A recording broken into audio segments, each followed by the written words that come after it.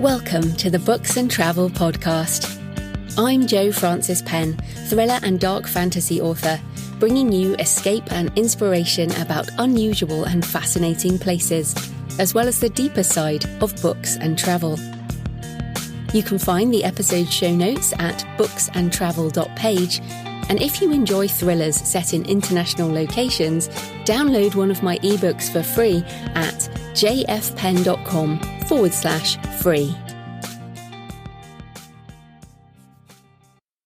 Hello travellers, I'm Jo Frances Penn, and today I'm talking to Nora Dunn about long-term sustainable travel as a digital nomad. Nora sold everything in 2006 and went travelling, turning her dream of culturally immersive, long-term, sustainable travel into a reality. But of course, it hasn't been an easy ride over the years. We talk about finding home bases in different places around the world and why Peru was particularly memorable, how slow travel makes long-term digital nomadism more sustainable, tips for working on the road, and the more existential questions of whether travellers can ever stay still for long. So I hope you enjoy the interview with Nora today.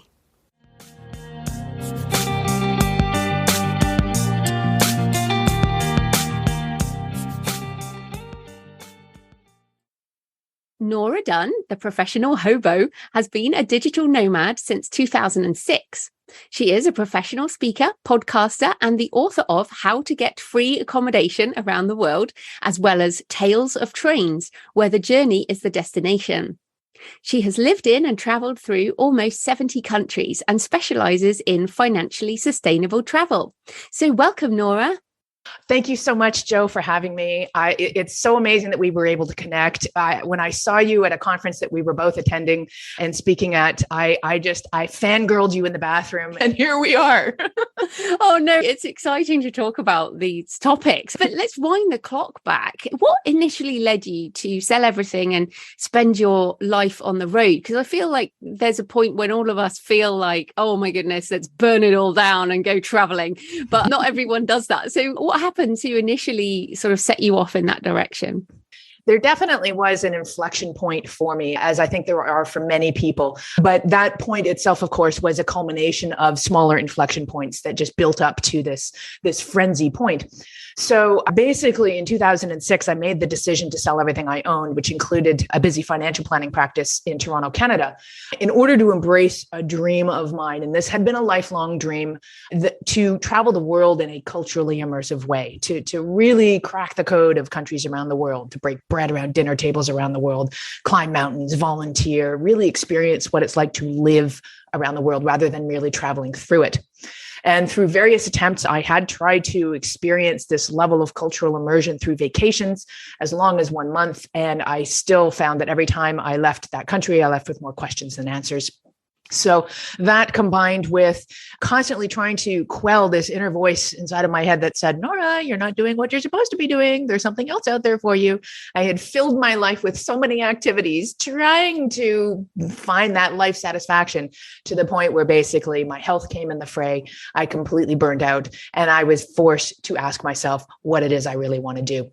And in that moment, of course, the answer was, I just want to retire. However, at the age of 29 or 30 at the time, that was not a possibility. But I also could not imagine putting another 20 years, 30 years into the conventional work system. I mean, I had achieved a modicum of success as a financial planner at that stage of the game. Technically, all I had to do was work less and earn more money for the rest of my career, which was obviously a tempting thing. But I just couldn't face the idea of just putting time in for decades while waiting for this conventional retirement where I might be able to live my dream. And the understanding the very real possibility that when I reach that retirement age, I might not be willing or even able to do those things that I wanted to do. And living with regret was not something I was willing to do. So I took the bold move. I sold all the things. In 2006, this was not something you did. Words like digital nomad and remote work and location independent did not exist. And I really didn't know what I was going to do, but I figured it out along the way. And I have been a digital nomad for coming up on 17 years. And that life and lifestyle has taken many different forms in many different places. And I wouldn't have it any other way. Yeah, so it's interesting. I like that you talk there about the sort of cultural immersion and wanting to live in places and not just travel through. But what I find interesting about you, so I mean, I set off in the year 2000 and I was away for 11 years. But it's so funny. Right now, I'm back near where I went to school. I'm in Bath in the UK. I was born in the county of Somerset, and that's where I'm living now. It's kind of really weird, just to people who've traveled a lot. And I feel like, in a way, I don't know what home is, and maybe we'll come back to that. But I feel like a lot of people go traveling, but people generally then find somewhere and stop. So I wondered, like, why continue to travel? Did you just not find anywhere where you wanted to stop? Or did you, as you said, you stopped for a few months and then moved on again? Why keep moving? That's an excellent question. And actually, Joe, I think your life and my life have been paralleled one another quite nicely in that I returned to my hometown of Toronto after 12 years. So you came back after 11 years. I came back after 12 years and I got a home base in Toronto. So I do have a place now that I use as a base of operations, and I travel as and when I want for as long as I want. Now, as an example, this year we're at the end of July and I've been in Toronto for a total of 3.5 weeks. So I really do hit the road for longer periods of time, but I do have that base. And I do contend that the digital nomad lifestyle, as in the purest definition of a digital nomad, to be proverbially homeless and to perpetually wander, is a lifestyle that unto itself has a shelf life. Now, the reason, and because most of my compatriots who started around I did, they all came off the road in one form or another around the 10-year mark. This seems to be the mark where people start to feel that they want to have a little more sense of permanence. It's not that they're hanging up their traveling shoes, but it's that they're shifting the way they travel and live around the world. For myself, I think I lasted as long as I did because I traveled sometimes so slowly, it was imperceptible. And that, like, I set up bases around the world. These were places that I wanted to have a base to use for further exploration of that region of the world. Or in some cases, I thought that maybe that was my new home with a capital H. So as examples, I spent about 1.5 years on and off in Australia. I spent about 9 months in New Zealand. I spent 2 years in Peru, a year in Ecuador, 2 years on the Caribbean island of Grenada. Those are some of the longest periods of time that I stayed in some places. And in many other places, I would stay up to 6 months. And that slow travel, of course, helps me achieve the feeling of being able to live somewhere and to dig below the surface of what we would experience as travelers. But then also, I do believe that this is a function of sustainability in the digital nomad lifestyle, not only financially, but also emotionally and metaphysically, if you will. No, it's really interesting. And I mean, I stayed away a long time in Australia and New Zealand, but they are easy countries really to live in. And you mentioned there Peru and Grenada as a couple of the examples of where you stayed longer. So pick one of those and tell us, what was it about where you found a home there for longer? And are there any sort of memorable places? Well, Peru certainly is one that would stand out in my memory in that I found myself going there kind of on a whim. It was most of my destinations tend to choose me, and they choose me in the form of an opportunity, whether it's to stay with someone or there's a serendipitous connection or there's an opportunity to house sit or volunteer. So Peru was one of these magical places that I found myself wandering into and falling in love with almost immediately. I was staying in the Sacred Valley of Peru, and within a few months, I actually found myself apprenticing with a shaman. And I spent 2 years living and apprenticing with this shaman in the Sacred Valley of Peru. This was one of those examples where I thought my life was moving in a completely different direction. I'd actually kind of tabled my online business and done only what had to be done in order to keep that going because I had what I can now in hindsight call delusions of this new lifestyle of working with plant medicine and living in the Sacred Valley and whatnot. And that came to a glorious halt in the most dramatic of ways you can imagine. And that's okay. I mean, it was an experience. Certainly, I was working with ayahuasca in San Pedro. So that was an experience, unbelievable experience, not only for my own healing and self-development and growth, but then also to facilitate that for other people. It was incredible. I mean, I woke up and I was living in this most idyllic location. I mean, I could not have described or imagined a more idyllic place to live. I would wake up every morning and I'm literally in the middle of the Sacred Valley, like these gigantic mountains were towering on either side of me. I had this curtain of jasmine outside my front door that just filled the house with an unbelievable scent. I called it the Jasmine Palace. And I was in this wonderful rural location, but then also within walking distance of everything I needed. So I had the conveniences of life with the joy of and the fulfilling nature around me. And I was doing this amazing work with this shaman who I absolutely adored and idolized. I think that was part of the problem. Yeah. Because there were definitely some challenges in that relationship, but it was an incredible experience. And Peru is a country, I mean, whether or not you're going to work with plant medicine or apprentice with a shaman, which I frankly don't recommend, Peru is an amazing country. I mean, I felt like every time I left the front door, I mean, the color and depth of the culture, especially the Andean culture within the Peruvian Andes and the Caro nations were just unbelievable. So, I mean, as much as I felt like I was in familiar territory and I had what I was getting my residency, like I felt at home there, I also felt every time I left the house like I was a traveler.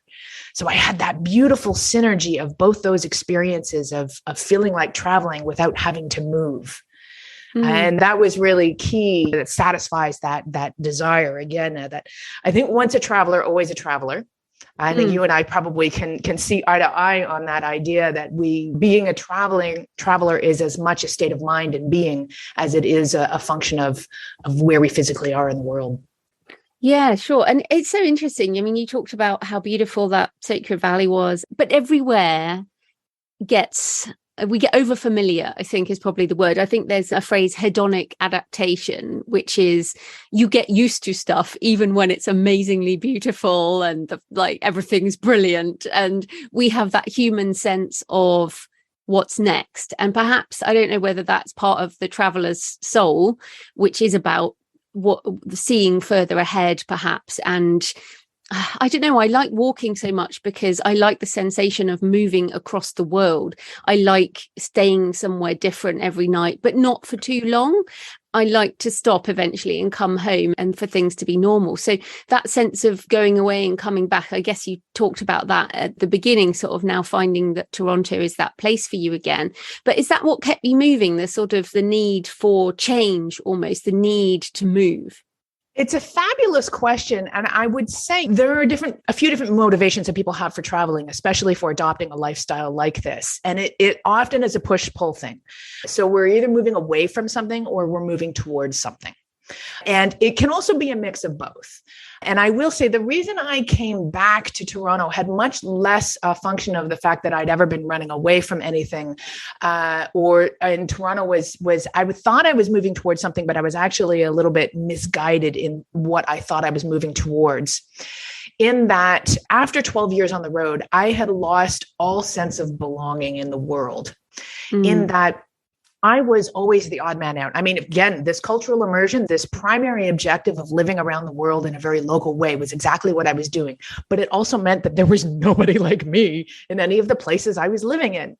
No one had this travel lifestyle. No one had remote careers. No one knew what a digital nomad was.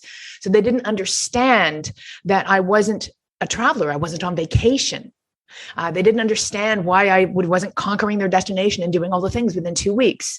And that time spent on my computer was actually working, like I had a job. It just didn't involve me having to clock in somewhere. So I felt like I was constantly swimming up this stream of misconceptions and constantly having to define and even defend my lifestyle along the way. So after enough years of that, I really started to feel like I had lost all my sense of belonging. So I returned to Canada thinking what I was looking for was a cultural sense of belonging. And fairly quickly found out that, in fact, actually, Canada is not my people.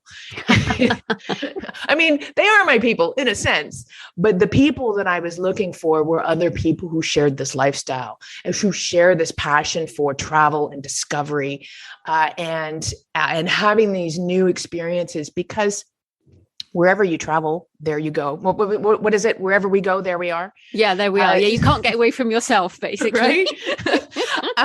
So the whole idea of running away from something is inevitably going to catch up with you at some point.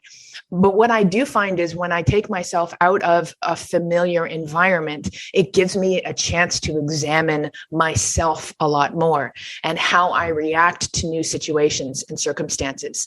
And it gives me a chance to, with a dose of awareness, change up my dance moves and decide how I want to react to new situations that come my way. And that's one of the things I connect with your desire for the pilgrimage in a similar way. I think that that's also a really great exercise in self-exploration. And especially when you're walking alone and you have a lot of time with yourself to really assimilate all our experiences.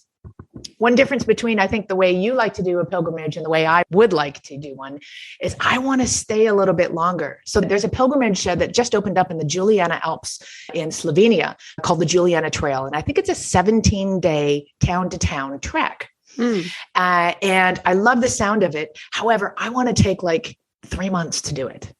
And I will bring my stuff. And what I will do is I will walk to a town and I will stay there for a few days. I'll get a flavor for the place. And whenever I'm ready to move on, I will move to the next town. So I'll make it a pilgrimage of lifestyle versus getting through to the destination. And that is one of the beautiful things about lifestyle design and working location independently and being a digital nomad is you can do what you want, when you want, where you want, and how you want for as long as you want. And there's definitely a double edge to that sword. But if we just look at the design aspect, you returned to the UK and got a home base. I returned to Canada and got a home base. I initially thought I was hanging up my traveler shoes and I was no longer a digital nomad. And then magically they broadened the definition of digital nomad to be anybody who works and travels, regardless of whether or not you have a home base. So apparently I'm still a digital nomad. I still am. Yeah, exactly. And this is also what I said earlier about we are all travelers at heart. I think that this is something that can exist within us. This exploratory nature is inherent versus something to just get out of your system, at least for some people. So it's interesting there. And you mentioned doing what you want, the lifestyle design, doing what you want for as long as you want, and we're also working while you're traveling. And I did want to ask you about this because I do love traveling, but I really struggle to do my work when I'm traveling because I'm almost in input mode. Like I want to go and I write a lot of notes when I travel and I take a lot of photos. But in terms of actually work, like opening a laptop, I just can't do that while I'm traveling. So I wondered, what are your tips for people who want to do that kind of digital nomad or even just working type longer time away, not a whole year perhaps, but even a couple of months, like people will still need to log on and do their work. So what are your tips for doing that in strange places? It's constantly a battle. There's work-life balance is a moving target. And there always will be, you'll always feel guilty. Just get used to the idea that you're going to feel guilty. When you're working, you're going to feel guilty for not exploring whatever gorgeous vista lays outside your window. And when you're out exploring, you're going to feel guilty for not working. And I think that the pandemic has now helped people realize that when you can work anywhere at any time, it becomes difficult for some people anyway, not to work everywhere all of the time. Yeah. So striking that balance, I think, is an important thing to do. And it has to do with mentality as well. So if you are in a vacation style mentality, you might be less inclined to want to open up the laptop and get work done. However, if you need to, if it is a necessity to work and continue working full-time or however you wish as you are traveling, probably my top tip is slow down. If you're just going to go away for 3 or 6 months, do not pack this trip the way you would if you were not working. Because the act of travel itself is a job. It's a lot of work. I mean, even just learning the daily tasks of life, trying to figure out where to buy milk and how to do laundry in a new country is a thing. And I always encourage people to think about what your lives and lifestyles are like at home while you work. So if you work full time, how often do you go out and do things? Something that might be equated with a touristy activity abroad? You might go out once or twice on the weekends, or maybe once during the week. But the rest of the time when you're not working, you're just tending to the daily tasks of life, shopping, cooking, exercising, Netflix and chill. Everybody needs some downtime. It doesn't matter where in the world you are. Because if you don't have that balance of life and lifestyle, you will burn out. So the only way you can experience a destination in any holistic sense is then, by extension, to stay longer. So afford yourself, give yourself the gift of time in a place. Generally speaking, I say at least a month. And that may seem like a lot at the outset, but if you do that, if you're changing locations every month consistently, you'll also find that that is a really fast pace of travel in terms of the overall sustainability of a digital nomad lifestyle. I love that you said there, the act of travel is work. I've done lots of podcast episodes now. No one's ever said that, but I completely get what you mean. But can you expand on that? And I guess how we can reframe it as an acceptable part of the experience. I feel like there's a lot of moaning about travel, but like you said, it's part of the work of travel. So what else do you include in that work? So if we just look at the logistics of a travel lifestyle, right off the hop, you've got to choose a destination. So you've got to decide where you're going to go. Then you've got to figure out where in that country you want to stay. And then you've got to figure out where in that city you want to stay. And then you've got to figure out how to find a place in that city. And then you've got to make arrangements to get to that place from wherever you currently are. You haven't even traveled yet. This is all the pre-work, right? Yeah. Then you have to get there and get the place. And then you have to figure out how to survive there. Where do I get my groceries? How do I do the laundry? Where is the things in the places? And how do I find the activities that I want to do? And do I need to rent a scooter? Or all of this, again, just learning to survive in that destination. And that process takes often a few weeks before you even start to feel remotely comfortable or familiar in your surroundings. At which point, if, for example, you're moving every month, you've now got to start the entire process over with the next destination. So if you're moving once a month, I mean, again, if it takes you 2 weeks to figure out how to get to the place, and then you get to the place and it takes you 2 weeks to figure out how to be there, it never ends. So I often say that in order to cut yourself a bit of a break, something closer to the 2 to 3 month mark is much more sustainable and rewarding when it comes to this lifestyle. Because the next thing is, it's nice to make some kind of social inroads. Now, it's not often that locals or local communities are going to invest a lot in a friendship with you if they know that you're going to leave in a couple of weeks. However, you might be able to have some deeper relationships with people if you're staying for a couple of months. And then there's also opportunities to connect with maybe expat communities or other digital nomads who are in the area. There's a huge, I mean, if being a digital nomad was a movement prior to the pandemic, if it was a trend or a wave before the pandemic, it's a tsunami now. Because, of course, millions of companies around the world were forced to go remote or become obsolete because of all the lockdowns that happened around the world, which means now there are millions, if not billions, I don't know, of people who work remotely, a portion of whom are going to be interested in taking their jobs on the road and experiencing the long-term travel lifestyle while working remotely. So the infrastructure that is being developed globally to enable this is incredible. And it will make travel much easier in the coming years for people who want to experience long-term travel in this way.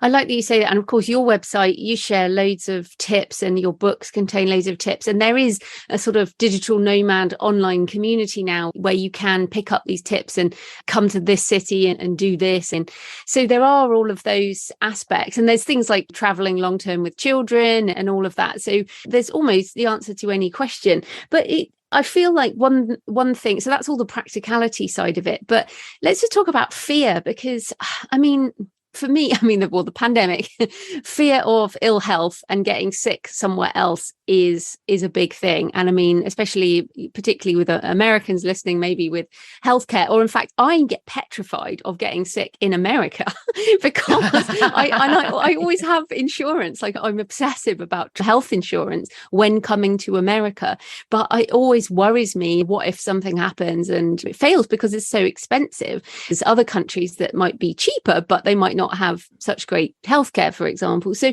what are some of the common fears that people have, or that you've had over the years and that you've overcome? You know, fear is often intrinsically tied with the unknown. the what ifs. What if I get sick? What if something happens? What if? And it's good to consider the what ifs and to create those contingencies. So kudos to you for making sure that you have travel insurance. I am a big proponent of travel insurance. I think if you cannot afford insurance, you cannot afford to travel. And I do, the people who say, "Oh, if something happens to me on the road, I'll just crowdsource and the universe will take care of me." I react viscerally to those kinds of statements because, again, maybe the financial planner in me, it's like, if you don't take care of yourself, no one else will. But also too, I've had 3 tropical diseases. I was in a near fatal accident. I've had robberies. I've had a lot of life. I've survived 3 natural disasters. A lot of stuff has happened to me on the road. And it's important to have that infrastructure in place. So I think that we can mitigate some of those fears of the unknown by creating this infrastructure and putting measures in place. A lot of the standard questions that I get from people, insurance is a big one. How do I get my mail? How do I do my banking? How do I make sure that I have cash when I need it? And there's a lot of these there's a lot of things, there's a lot of minutia that might stop people before they start into this lifestyle. And if we tackle each of these challenges one by one, I believe the fear factor reduces significantly. However, we'll never eliminate that fear. And I think anyone who is a traveler is the sort of person who enjoys putting themselves out of their comfort zone. If you didn't enjoy or crave that experience, you wouldn't travel. So I think a little bit of fear is a good thing because, I don't know, it makes us feel alive, and it does, it broadens. I mean, when I'm in a new place, my senses are totally heightened. And partly because, especially when I'm traveling alone, it's a safety thing. I need to be really aware of my surroundings and what's happening around me because I am in the unfamiliar and the unknown. So I'm practicing street sense and doing all the things. Again, I know how to be and how to live and how to travel, but it doesn't mean that there isn't just that little bit of an edge to the experience, which I think is something that makes us feel alive. No, absolutely. And that's why we want to do it again. It's interesting you mentioned comfort zone there. And I almost feel like, and it's a hazard of being someone who likes to travel, is that our comfort zone is out there doing other things and is moving and experiencing new things. And we actually feel out of our comfort zone when, I don't know, doing something locally with people who've been in the community a long time, or the comfort zone is almost reversed and we struggle in a more domestic situation. I feel like when I'm tired, then it's fine. But when I've got some energy, I'm like, right, it's time to go. I need to get out again, which is why I do a lot of long walks, which I can actually do in my area. And then by the time I've sort of walked myself into submission, that's how I put it. I'm like, okay, I can just sit down now and relax in my house. But do you find your comfort zone is different to other people's? I think that a lot of what I have learned on the road are things that I can apply with a degree of consciousness to my life and home base in Toronto as well. And actually, it's such a timely question because in the last few weeks, like I said, I've spent most of this year so far abroad. And I came back to Toronto to experience the best of what Toronto has to offer, which is the rest of summer and autumn. And immediately felt like, oh gosh, I don't really want to be here. and feeling really questioning, seriously questioning whether or not I want to keep this base here at all. And which was a pretty stark departure of how I felt a few years ago when I got this base. And I thought, okay, well, before I throw the baby out with the bathwater, let me try a few new dance moves. And what I decided to do was I decided to apply that traveler mentality and that experience of perhaps pushing myself out of my comfort zone or having and doing something new to a place that was familiar. And so what I did was I chose a pastime that I had been interested in digging my heels into, proverbially and literally speaking, for quite some time, and that was dancing. Mm. So I threw myself with a vengeance into the salsa and bachata community in Toronto. And as I dove down into this rabbit hole, I discovered there's a huge thriving community of salsa and bachata dancers. And so now, instead of being in that routine that I had, especially also too, I was locked down in Toronto through the pandemic. So there's kind of pandemic energy hanging on the walls of my place. And it's really easy to get locked back into that daily routine that I was in when I was unable to do anything else. And in order to shift out of that and to make the most of Toronto, I've now adopted a new pastime that will put me out of my comfort zone again without having to get on an airplane. So that being able to apply the lessons that we learn on the road to life at home, I think is a really valuable experience. Yeah, no, absolutely. Seeing it in a new way. I think that's really important. So, well, you talked there about like dancing and taking on new things. And I feel like money is such a big deal, mainly probably because most of us, when we travel, we spend more money than we would at home because we're doing special things or whatever. And you obviously were a financial planner, but you also do still blog about financially sustainable travel. And you've got this book about free accommodation. And so, I mean, obviously people can find lots on your website, but what are just a couple of tips about financially sustainable travel that can get people started? So when I hit the road, the financial planner in me, of course, never went away. So I was tracking my expenses because the first step to creating any kind of budget is to understand how you spend your money. And I was tracking my expenses, and I discovered in my first couple of years abroad, much to my surprise and delight, that the cost for me to travel full time was significantly less than I ever spent to live in one place. And I was shocked by this. And I immediately wanted to show other people that this lifestyle is possible and that it doesn't have to be expensive. So for my first 10 years abroad, I actually published my annual income and expenses all in to prove that that full-time travel can be financially sustainable. In so doing, I inadvertently coined this phrase of financially sustainable travel, which hinges on three pillars. The first pillar of financially sustainable travel is earning money remotely. And that could be a lot of money or a little bit of money. That spectrum is quite wide. The second pillar is making creative, conscious spending choices. And the third pillar is balancing the first two, balancing the money in and the money out, so you can maintain this lifestyle as long as you want. So this is why when people ask me for budget templates for long-term travel, I say, I can't do that because this lifestyle looks dramatically different for everybody. Your speed of travel, your destination, the sort of activities you like to do are all going to be very different. But in my first couple of years of travel, I didn't have a lot of money coming in. So the creative, conscious spending choices that I made were different and creative. For example, in my first 10 years on the road, I saved over $100,000 US by getting my accommodation for free. And I didn't know prior to my travel lifestyle that there was a whole world of free accommodation. And I literally wrote the book on it. There's 5 different forms of accommodation that you can get. And that includes volunteering, house sitting, living on boats, hospitality exchanges, and if you still have a home base, home exchanges. And each of these play very interestingly into the travel lifestyle. Some are definitely better than others in terms of how well they go along with remote work as well. But all of them provide really interesting experiences that I could not possibly have had any other way by staying in hotels or hostels or even Airbnbs. So they were really culturally rewarding and immersive experiences, but then also had the advantage of saving me boatloads of money along the way.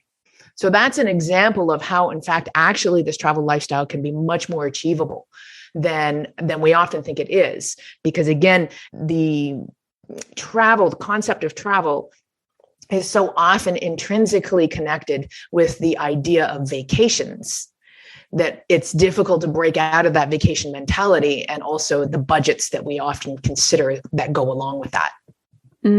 No, absolutely. Yeah, it's all a matter of choices. And yeah, as I said, you've got loads of stuff on your website about that. But we're almost out of time. And I did want to ask you, since this is the books and travel show, apart from your own books, what are some you recommend about digital nomadism or travel in general? I'm a sucker for a good travel memoir. So the books that come to mind for me, there's definitely 3 that I can think of, and 2 are almost more about the author than the book. But a book that I read many years ago and just continue to adore is Anthony Bourdain's A Cook's Tour in Search of the Perfect Meal. His writing is unbelievable, and it's funny, it's culturally sensitive. And that particular book is also interesting because he wrote it about and while he was filming a TV show. And I have a former career in television. So being able to kind of experience the behind the scenes of what it's like to film a travel TV show while also experiencing food and culture was like the trifecta of joy for me. And he's so engaging and funny. So I'm actually working my way through all his books. Another author whose books I really like to work my way through is J. Martin Troost, who is probably most well known for a book called The Sex Lives of Cannibals, because he spent a few years living in Micronesia. So he's written a few books in that area, but and excellent, again, engaging, funny, culturally insightful. But one of his books that I found really interesting was also called Lost on Planet China. And he wrote it coming up on the turn of the century because, around Y2K, the word on the street, if you may recall, was that we would all be speaking Chinese within 20 years because China's GDP was just huge around the year 2000. So he was raising a daughter at the time, and he thought, well, if everyone's going to be speaking Chinese, if this is going to be the way we're going to go, he said, I better go to China and figure this place out. And the title says a lot of it, but the book says even more. So I'll leave it at that. And then the third book I really enjoy is by Rolf Potts, who, of course, is known for having written the book called Vagabonding, which inspired the world in many ways to embrace long-term travel. And that's a good book. But the one that I really like is called Marco Polo Didn't Go There. And it's great title. Right? It is. And it's a collection of articles. He's a very, very talented article. He's written for a lot of magazines over the years. And it's a collection of these articles that he's written that have been republished. But the magic of this book is he also has footnotes that fill in the backstory of perhaps what really happened in that experience as it contrasts to the article that got written. Because often as travel writers, especially if you're limited by a word count or a publication's platform, you can't always write the full story. And so this was as a travel writer myself, that was a really insightful way to see how a story gets crafted from an experience without necessarily sharing the full experience in the story itself. Great recommendations. So where can people find you and everything you do online? My online home is theprofessionalhobo.com, and you can find all of the extensions of that home, which includes YouTube and all the social things and places from there. And I also have a free gift for anyone who's listening who's interested in learning more about the long-term travel lifestyle. If you go to theprofessionalhobo.com/free gift, I have made a checklist for you of 10 things that you must consider before you travel long-term. And these are some of the things that we talked about earlier that can help you cover the bases of the things that those questions, what do I do with my phone plan? And how do I get money? And all of these things, so you can take care of those logistics so that you can travel stress-free and long-term for as long as you wish. Brilliant. Well, thanks so much for your time, Nora. That was great. Thank you, Jo. It's been a pleasure.